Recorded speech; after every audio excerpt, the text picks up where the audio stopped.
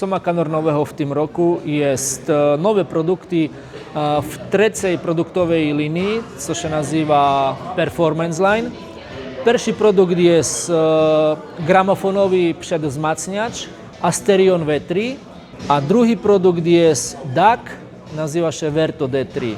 Oba produkty vyglądajú jak Virtus A3, to je ten predný panel majú rovnaký, displej dotykový. No i DAC má reguláciu głośnika, reguláciu hlasitosti, to je má v sebe predvzmacňač zabudovaný.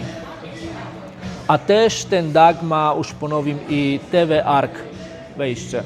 Dalsze produkty są z úplne novej produktovej linii, nazýva sa Essential Line, to je piata produktová linia od Canora.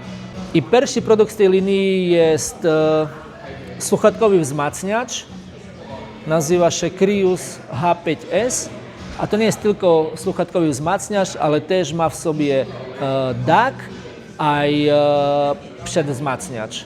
No, wszystkie digitalne wejście, 4 digitalne wejście i analogowe wejście, a też ma bypass. Ten produkt będzie na rynku oktober-november toho roku. To te produkty budú na rynku august-september toho roku. No i posledný produkt, co máme nový, jest tylko prototyp. Będzie na rynku w następnym roku, januar, februar, a to jest CD Transport. Nazywa się Gaia C4T. Tylko transport, bo DAC już mamy tutaj. No a też w tej produktowej linii będzie w następnym roku słuchawkowy wzmacniacz z predwzmacniaczem, a też tu budeme mať końcowy wzmacniacz w tej linii. Ale to już na budúci rok.